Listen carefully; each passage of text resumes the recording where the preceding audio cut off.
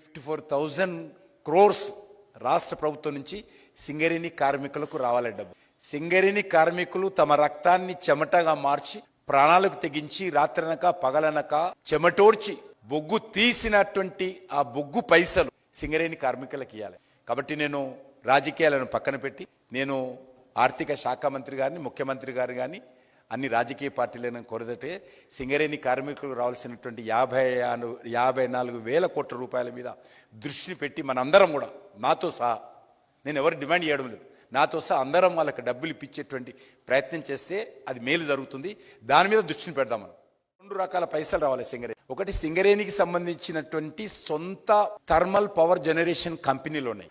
ఆ సొంతంగా తయారు చేసినటువంటి పవర్ తెలంగాణ ప్రభుత్వం తీసుకుంది. దానికి సంబంధించి 28,876 కోట్ల రూపాయలు. నెంబర్ 2, తెలంగాణ జెన్కో కంపెనీలు ఉన్నాయి. తెలంగాణ రాష్ట్ర ప్రభుత్వానికి సంబంధించినటువంటి విద్యుత్ ఉత్పత్తి చేసేటువంటి కంపెనీలు ఉన్నాయి. జెన్కో అంటాం, పవర్ జనరేషన్ కంపెనీలు. వాళ్ళు బొగ్గు తీసుకున్నారు సింగరేణి దగ్గర. బొగ్గుకి సంబంధించినటువంటి 25,272 కోట్ల రూపాయలు అది కూడా రావాల్సింది. టోటల్ గా 54,148 crores రూపీస్ సింగరేణికి మన ప్రభుత్వం ఇవ్వాల.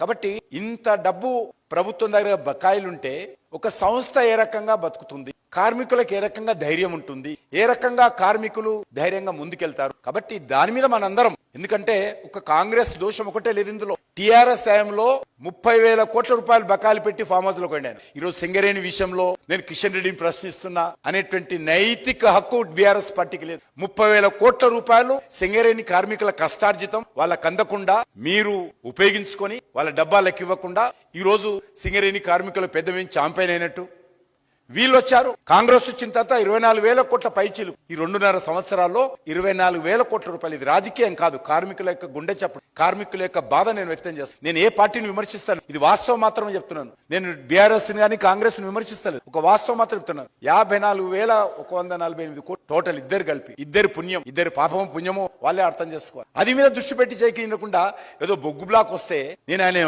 రాష్ట్ర ప్రభుత్వాన్ని తప్పైందా, నేను ఇవ్వడమే తప్ప నేను ఎందుకు విమర్శి నాకు అర్థం కాదు. నేను కార్మికులు కూడా అడుగుతా ఉన్నాను. మీ కార్మిక సంఘాలన్నీ కోరిన తర్వాత నేను ఎంతో కష్టపడి గత 6 నెలల నుంచి అనేక సార్లు మాట్లాడి లీగల్ ఒపీనియన్ తీసుకొని, సుప్రీంకోర్టు ఒపీనియన్ తీసుకొని, రిజిస్ట్రార్ ఒపీనియన్ తీసుకొని అనేక రకాలుగా నేను ప్రయత్నాలు చేసి మా ఆఫీసర్స్ నొప్పించి నేను ఒక తెలంగాణ బిడ్డగా నేను బొగ్గు బ్లాక్ తెస్తే నన్ను విమర్శిస్తున్నారు. నేను ఆ ప్రభుత్వాన్ని విమర్శించాలమన్నా ఢిల్లీ నుంచి ఒక ఇన్ఫర్మేషన్ ఇచ్చిన బొగ్గు బ్లాక్ వచ్చింది, దానికి విమర్శించాల్సిన అవసరం ఉంది. సింగరేణికి సంబంధించినటువంటి కంపెనీ ఏదైతున్నదో ఒక బొగ్గు ఉత్పత్తి చేసే కంపెనీ మాత్రమే చూడకూడదు. మన తెలంగాణ ప్రజల గుండె చప్పుడు, తెలంగాణ ఆత్మ గౌరవానికి ప్రతీక ఈరోజు సింగరేణి కంపెనీ. దక్షిణ భారతదేశంలోనే మన తెలంగాణకు గౌరవాన్ని పెంచేటువంటి ఏకైక బొగ్గు బావి ఈరోజు సింగరేణి.